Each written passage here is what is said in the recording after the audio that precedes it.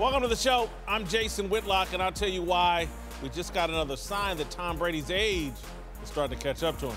Come on. And I'm Cowherd, and I'll tell you why I expect a big night for Lamar Jackson in tonight's Hall of Fame game. Speak for Yourself starts now. I think it's going to be really... Going out on a limb. I think he's going to be a compelling player tonight. RG3, I'm betting on. All right, hello and welcome. We're joined today by former NFL head coach Eric Mangini and Fox College football reporter Bruce Feldman. Let's start in college football, where Ohio State placed Urban Meyer on paid administrative leave yesterday after a report alleged the coach had lied about how much he knew about former assistant Jack Smith's history of domestic violence before Smith was finally fired last week. Meyer didn't fight the school's decision, releasing a statement that read, quote, Ohio State AD Gene Smith and I agree that being on leave during this inquiry will facilitate its completion. This allows the team to conduct training camp with minimal distraction.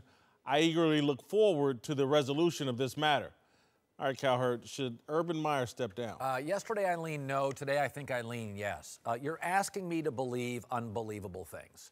That his wife clearly knew that 3 years ago about the violence, and they didn't talk. They didn't discuss it.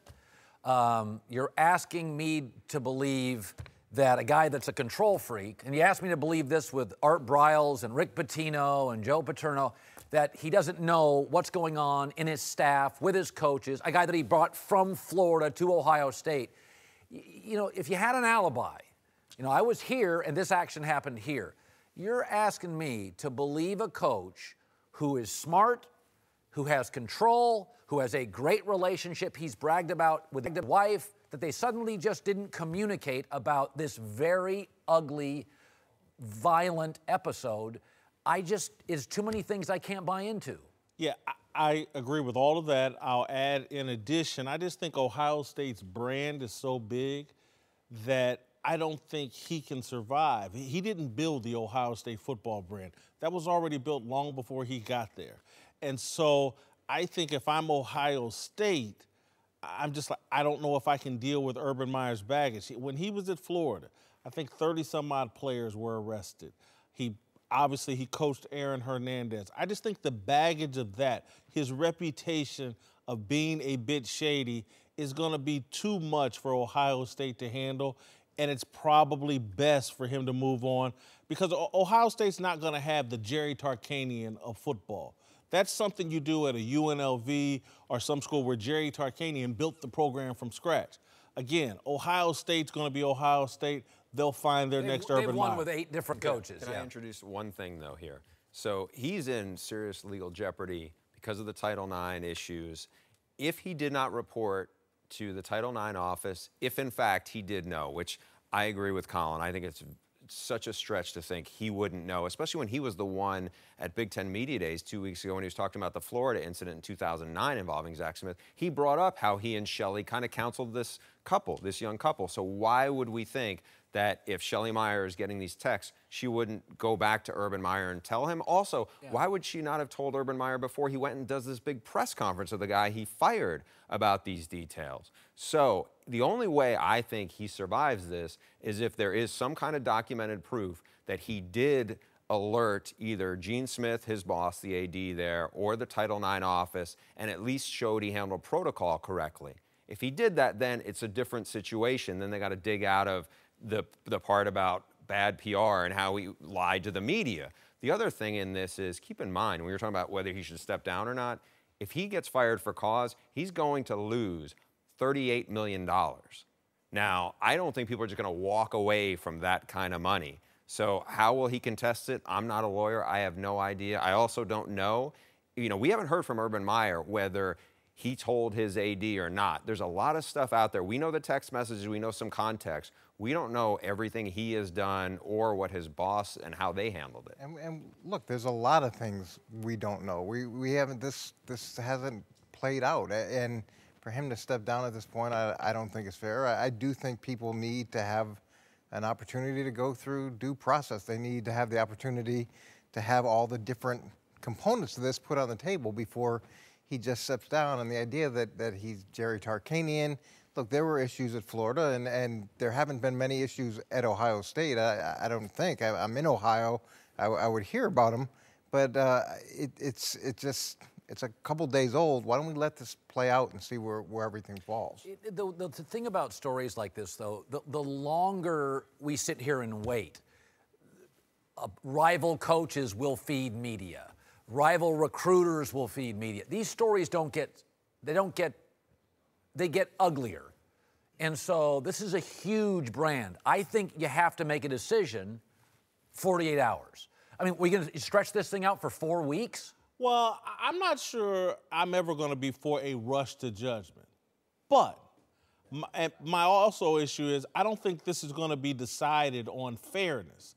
And so, Eric, I understand your point, but fairness is out the window when there's this much money at stake and a brand is that big. And so, again, my comments aren't about what's fair for Urban Meyer. It's about what the situation that Ohio State is in and their brand. And so let's say that there is some kind of magic bullet that somewhat exonerates Urban Meyer and gives them a fig leaf to cover themselves and they can keep Urban Meyer. That's not going to stop the horrible optics and the stain on Urban Meyer's reputation, where he will be painted as, whether we like it or not, moving forward, he's the Jerry Tarkanian of football. I just don't know if that's the brand Ohio State wants. One of the things that's confusing to me, that Zach Smith was not considered an elite coach. He wasn't a top coordinator. He wasn't a good recruiter. In the coaching fraternity, he was an eye roll. He was a relative of Earl Bruce. Grandson. You're going to roll the dice? Like, there's loyalty and then there's stupidity. I don't get, what was the win for Urban in the deceit? Earl Bruce was like his mentor and like a second father to him. And you gave him a job at Florida and he wasn't good and you had to save his marriage. I don't understand the win for Urban. And you took him on as a walk-on when Urban Meyer was the first head coach at Bowling Green, first time, 17 years ago or whatever. He brought him in as a walk-on. So he did all that stuff for him. I'm with you. Now, he did have a reputation to be supposedly being a pretty good recruiter, but you're at Ohio State.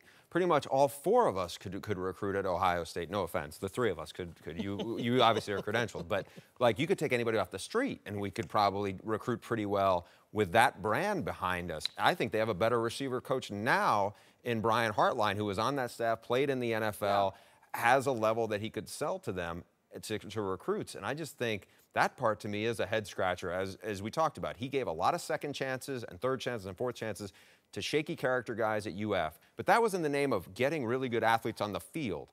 This part was out of a loyalty to his mentor, and it's just so much trouble for him. But that's why I think there's more to this story, because it probably isn't as clear cut as we think. He's not going to risk all that he has, all that he has built up for a wide receiver coach. If you just want to look at it from a business perspective, it's not like it was some elite offensive coordinator, defensive coordinator, just purely from the business side of it. So that's what makes me think there's more that we're going to find out. In terms of the brand, again, business perspective, winning helps the brand. Winning helps the brand. So this issue will be put in the back burner if they win. Eric, winning cleans everything. You're not answering to a billionaire owner. You're answering to likely a liberal school president or chancellor.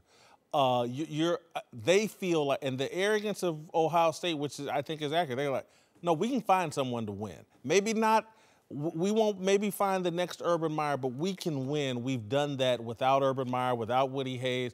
Earl Bruce won a little bit. Tressel obviously won a lot. They feel like at Ohio State they can find people to win. Let's quickly transition to Colin. I want your thoughts on this. Do you think, I believe, that Urban Meyer has a coaching career if this ends at Ohio State? I think he can be a head coach in the NFL. So do I. I've always felt there's a handful of guys in college, a handful. I mean, Pete Carroll's worked, Jim Harbaugh worked. There are a handful of guys that were. Bobby Petrino could have won in the NFL. Nick Saban, if the doctor said you get Drew Brees, wins. I think Urban, listen, Belichick is tight with a handful of college coaches. I think, from my understanding, he really liked Urban. He respected Urban's opinion on personnel. Urban was a very creative, clever Alex Smith. That's when I first heard about Alex Smith. I think Urban's very respected in NFL circles. That's what I feel. Look, Urban Meyer's a good guy to be friends with. He's got access to a ton of elite players, and he'll give you the information, the true information on those elite players. I mean, as a head coach, having a relationship with coaches like Urban Meyer, it really helps you as you're going through the draft process. You think he has a coaching future? I don't know if it's in the NFL as a head coach right off the bat, but yeah, I think he has a coaching future probably in college and maybe in some role in the NFL. Here's just one thing I would keep in mind, though. Urban Meyer, to me, was not going to be Nick Saban or certainly Bill Snyder, where he was going to coach into his 60s and into his 70s. I mean, he's in his mid-50s now. I don't think he wants to coach into his 60s. If he was going to do it, I think it would have to be a short window because I wouldn't see him being here for that much longer. Okay, but if I'm an NFL team, again, and he may have to forfeit $38 million, I know where I can get it back in the NFL as a head coach. I think a lot of people think that he's a motivator. I've been tracking this guy since he joined the Mid-American Conference at Bowling Green. As soon as he showed up, their offense was better. He goes out to Utah, their offense is better. Day one. He goes to Florida, their offense is better. Ohio State, with quarterbacks that aren't that much, they find a way to play offense. This guy helps a team win immediately with his offensive ingenuity. In the NFL, though, you have a salary cap and you have a draft. You don't get to go recruit unlimited first-round draft picks. A little bit harder. I'm not saying it's not hard, but he is creative. He's always been a creative thinker. And the other thing is, maybe for a year or two, he's a consultant. Because of the damage to his brand, there may be NFL teams that are reticent to give him the title of head coach. But in the football community, people will call Urban Meyer. I don't want to minimize the allegations here, but again, we're not talking about Urban Meyer having done something to his wife. And we're talking about asking another grown man to manage another grown man's relationship. We're not talking about how he mismanaged kids. That is his direct responsibility and to some degree responsibility to manage his assistant coaches.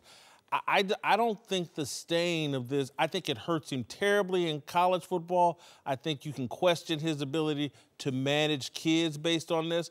But I think coaching guys in the NFL, if I'm an NFL owner, I hire him. Do you think he survives?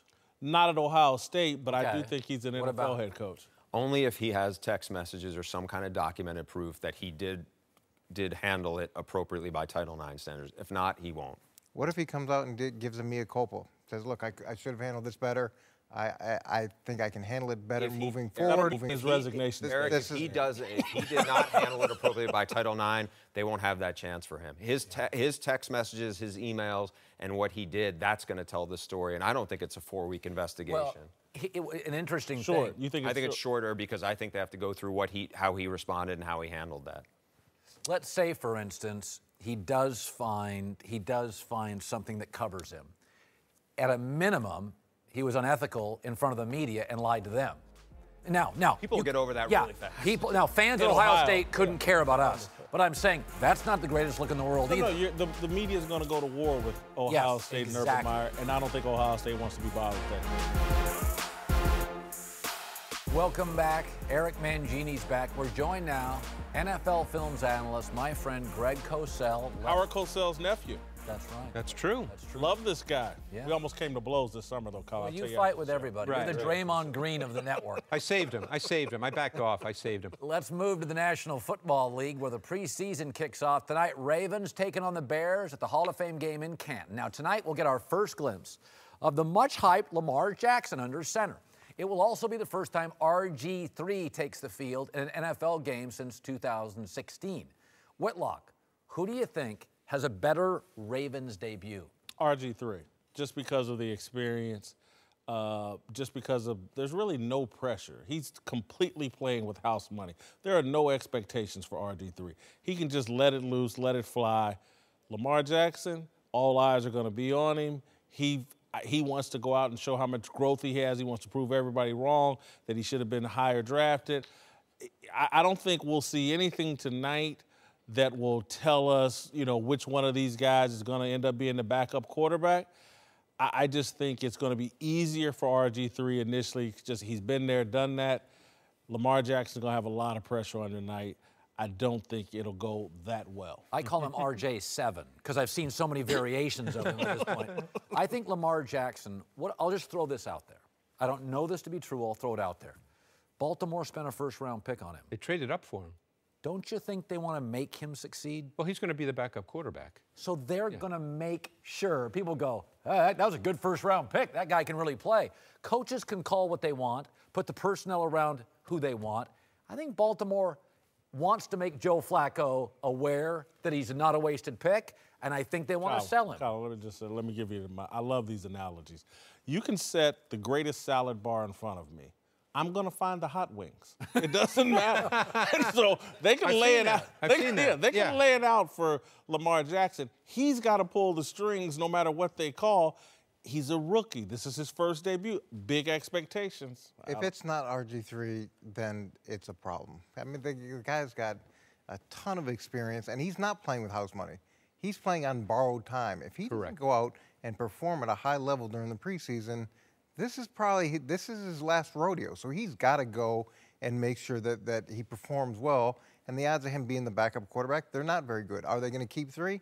Probably not, but it is a nice audition for some other team. He's got experience. There's no defensive game plan.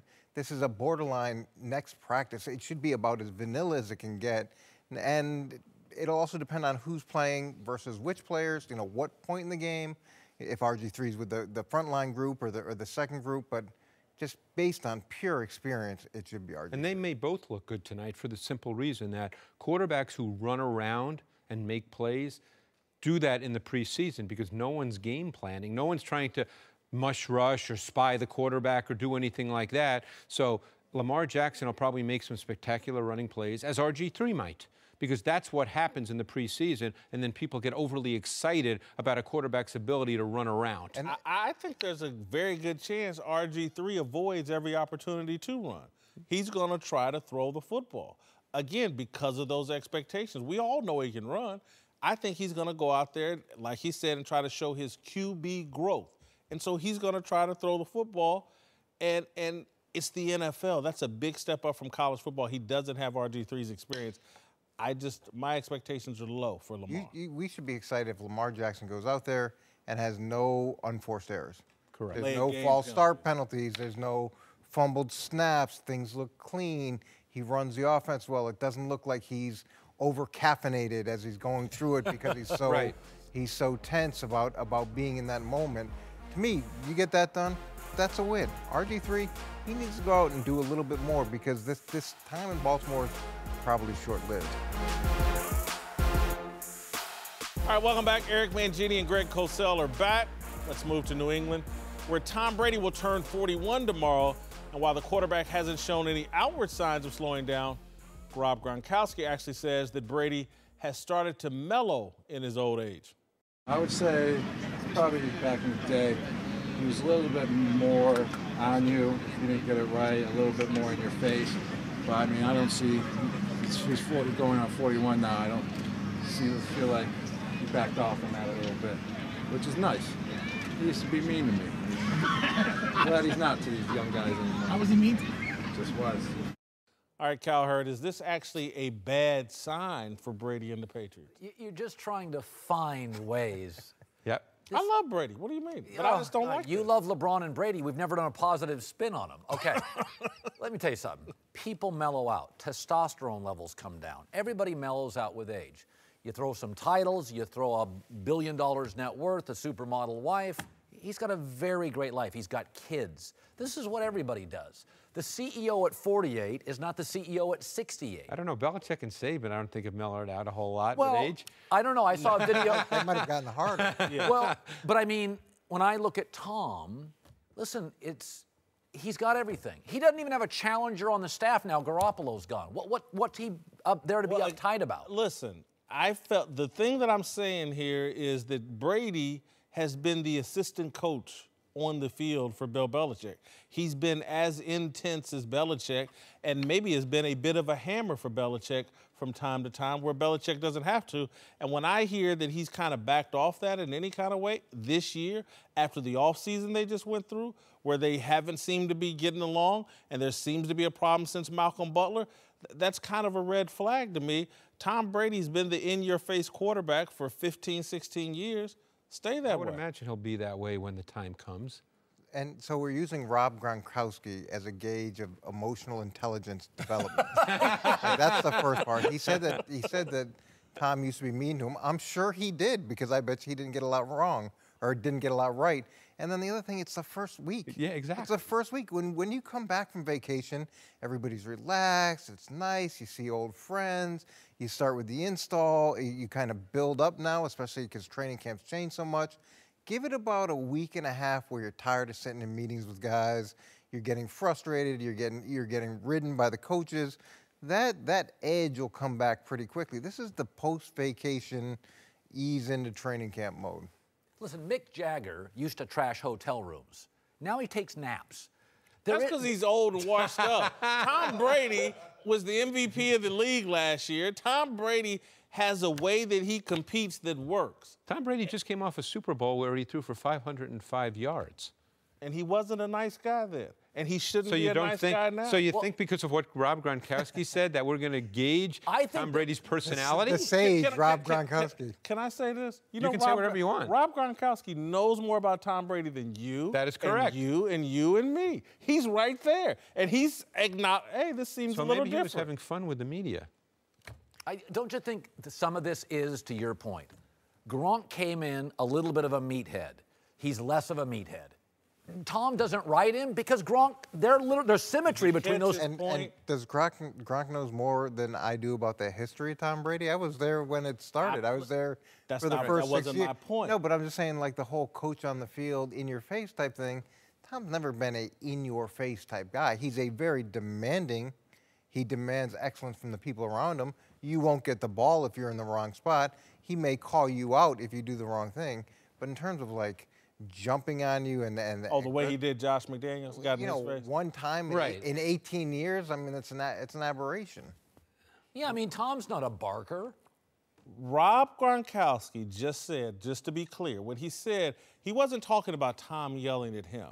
He's like, Tom's not yelling at the young guys like Gronkowski expected. Because that's how, when I was a young guy, I got yelled at by Tom Brady. Well, let me ask you a question. What? Given that they have an entire new receiving corps, okay, that a whole That's new when you group need to be yelling that the most. No, you could take the opposite approach, that you need to sort of teach them and ease them in, and so they understand all the subtleties and the nuances of the pass game, which, as Eric knows, there's a lot to learn there, and there's a lot of movement, there's a lot of after the snap understanding. So maybe he's taking the approach that I need to bring these guys along, that yelling at them or getting on them the first couple of days is not going to benefit them.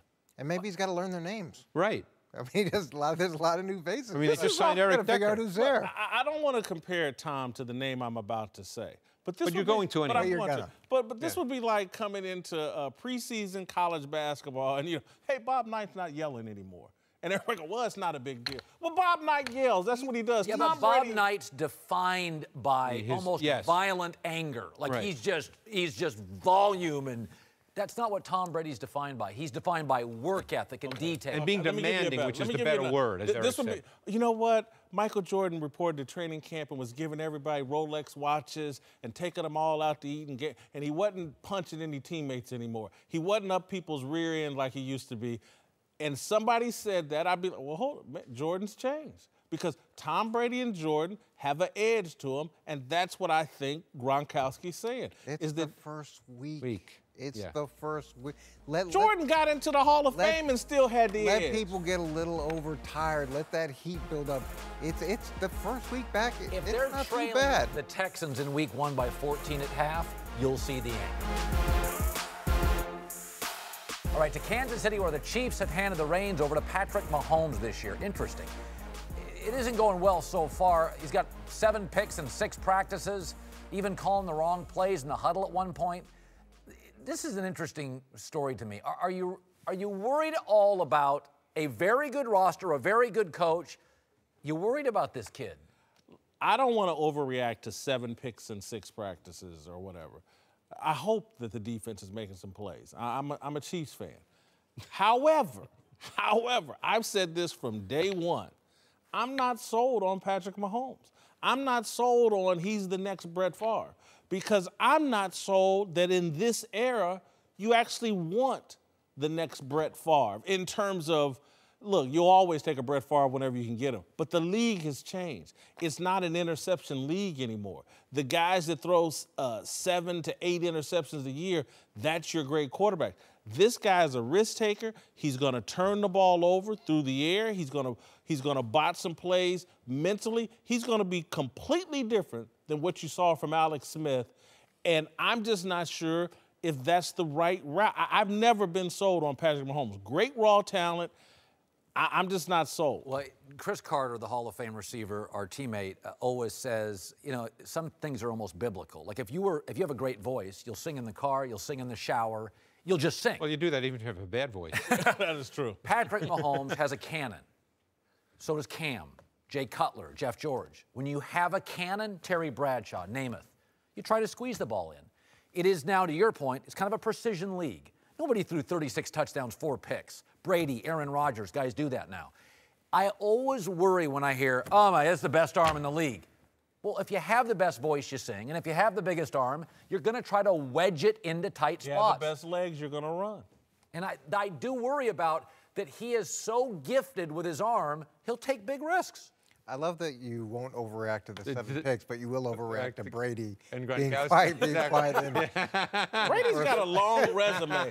Patrick Mahomes is brand new, but go ahead. Well, so I'm a Chiefs fan too, by the way. So I think it is going to look very different than what we had with Alex Smith. Alex Smith is like a blue chip stock, and now they went and they bought a tech stock, and they're hoping that tech stock is going to somehow propel them past what they see as the barrier. But there is a lot of risk here. He's still a very young quarterback, yes. and he's got it. You've heard him talk about the process, the learning process.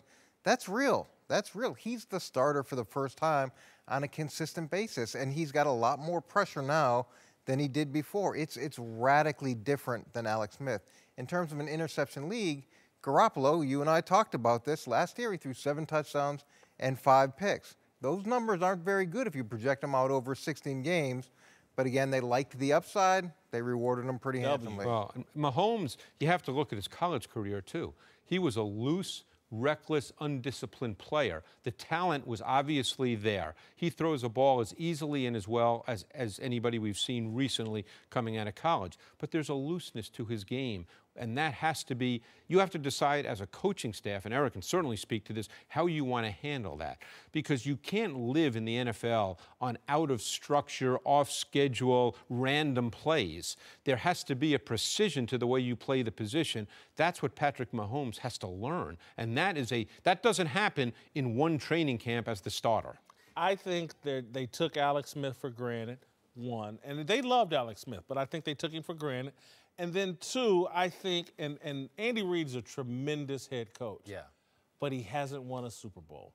And so that makes you a little bit more desperate. That loose quarterback you see at Texas Tech, you know what?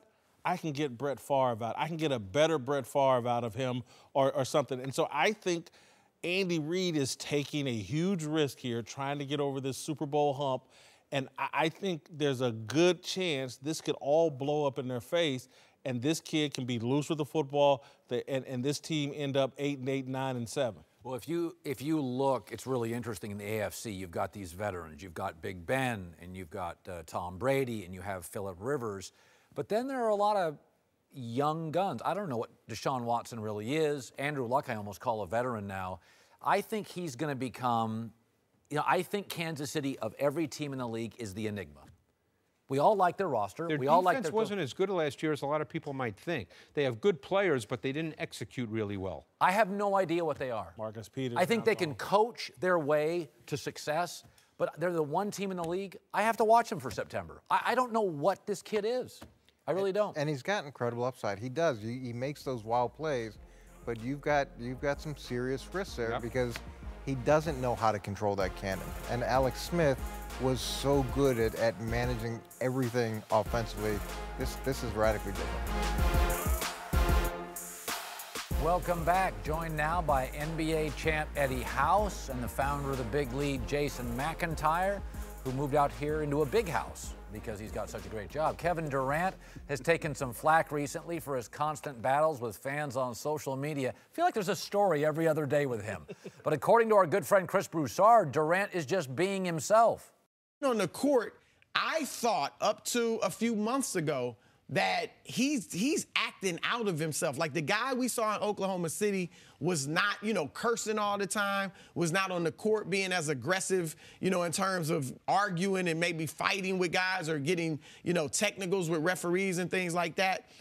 Durant texted me and said, the guy you see now is the real me. The guy in Oklahoma City was the phony. I was just trying to please everybody and do, what I thought everybody wanted me to do. The guy I am now in Golden State, that's the real me.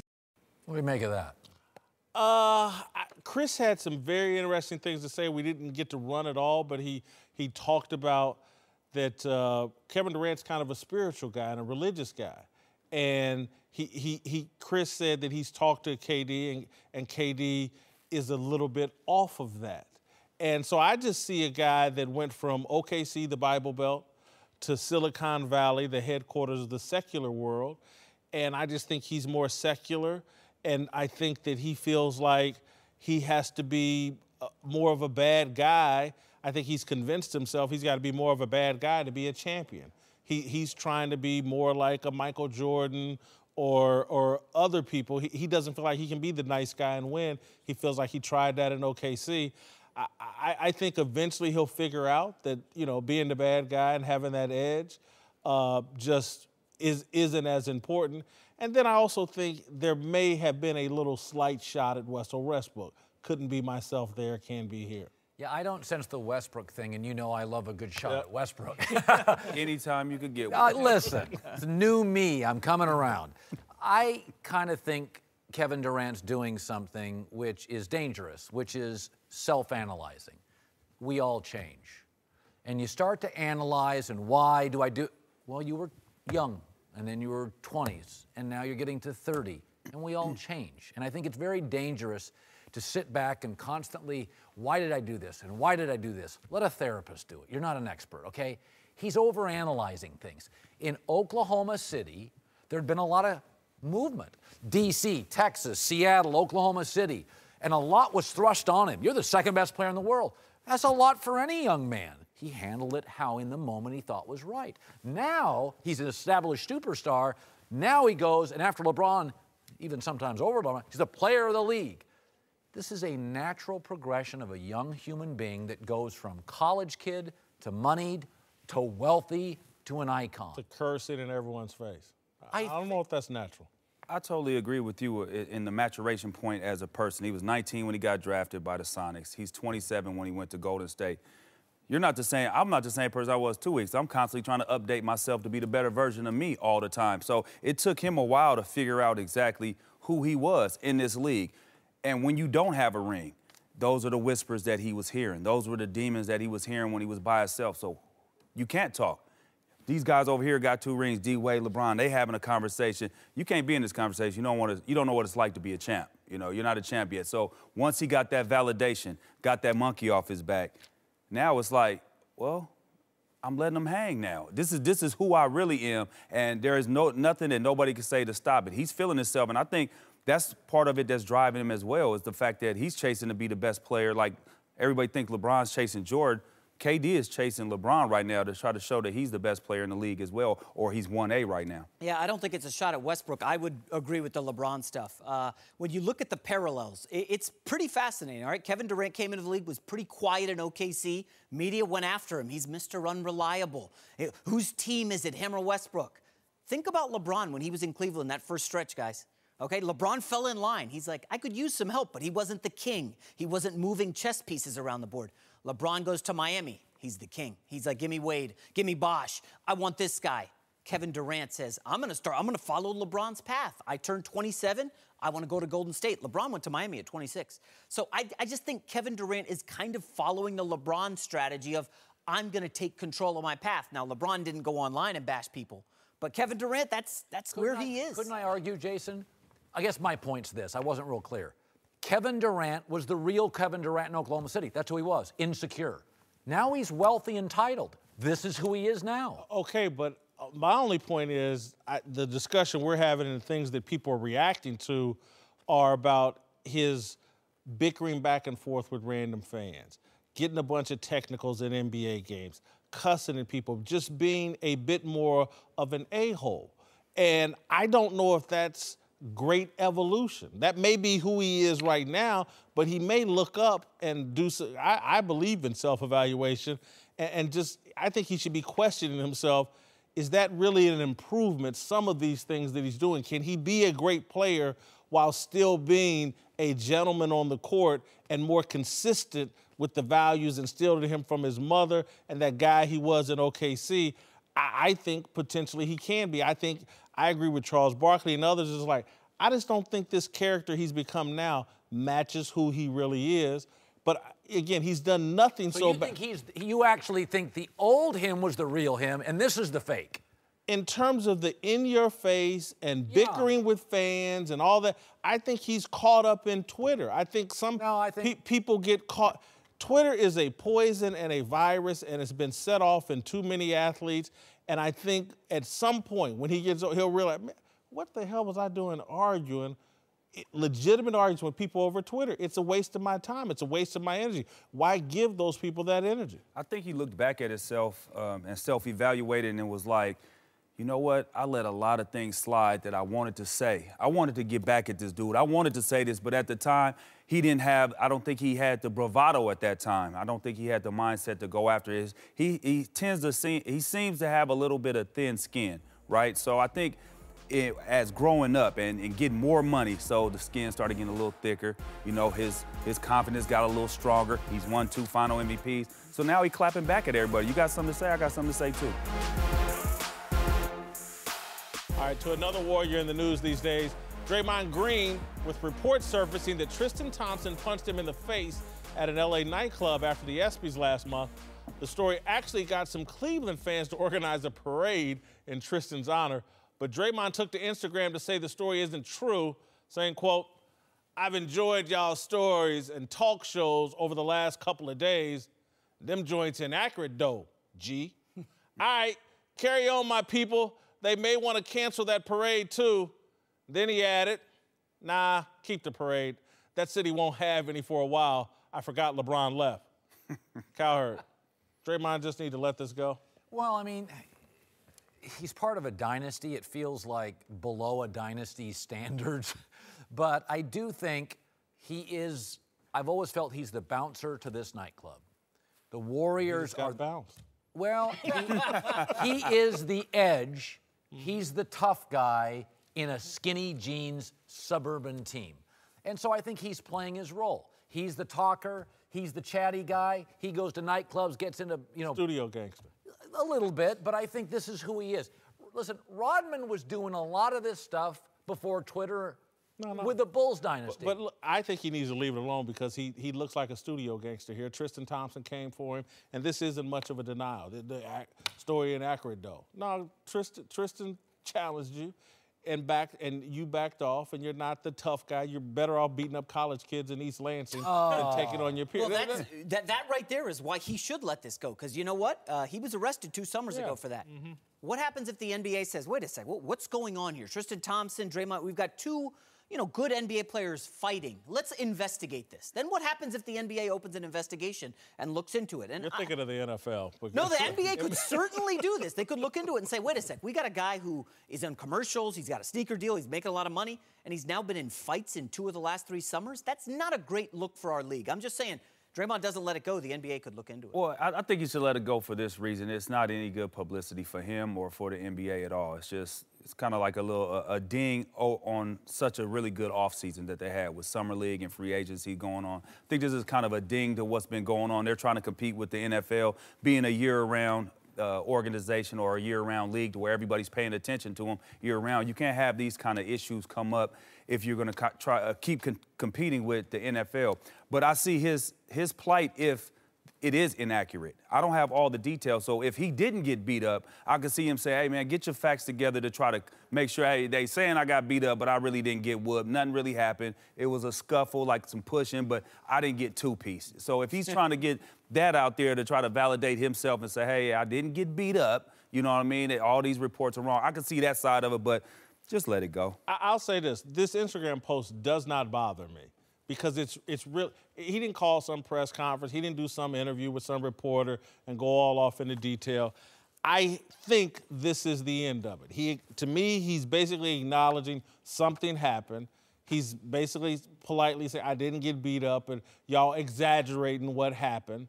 But at the end of the day, Tristan Thompson called his bluff, and Tristan's the winner here, and Draymond's, letting it go. Does it impact the bouncer when he goes out to the court next season? Nah. And what are the other teams going to say? You're not so tough, huh? Nah. Well, you got knocked down by Tristan. Well, you know for a fact they're not going to fight. So in between the lines, he is tough. Yeah. So they're going to have to try to stop him from playing his game. You can't say that then anymore. This Well, whole, I'll meet him in the streets. On the court, nobody thinks he's soft. Yeah. Not on the court. He's done too much damage on the court. Right. He ain't scared. I don't think nobody's going to attack him. All right, welcome back. Time for last call. Let's move to Tiger Woods, who shot a 4-under at the Bridgestone Invitational today, but actually made bigger news with a report that he's set to face off in a head-to-head showdown with Phil Mickelson over Thanksgiving weekend for a reported $10 million. Cowherd, will you watch this? Oh, yeah, I love stuff like this. Thanksgiving, all that football, and you're going to watch two old washed-up guys. Washed up. Every time Tiger gets a birdie, you go crazy. I love Tiger, but he's washed up. Oh, I'll watch this. Phil Mickelson's extra washed up. I have no interest in this. This is 10 years ago, I would have had an interest. Why do they put it on Thanksgiving? Because they want to be buried by football, the greatest sport ever invented. It's Thanksgiving weekend. In college football, I don't get it. I don't know. I like events like this. I do like events like this. So another guy past his prime, Kobe Bryant, whose wife Vanessa just shot down the rumors started by Shaq that Kobe was contemplating an NBA comeback. Cowherd, should Kobe come back and chase a ring with LeBron James? He'd just be... Oh, you don't believe this story. What do you mean? I planted the story with Shaq. I saw Kobe last week. He looked like a dad. He had a little meat on the bones finally. He can come back and ride LeBron's coattails. Everybody else is. Why not Kobe?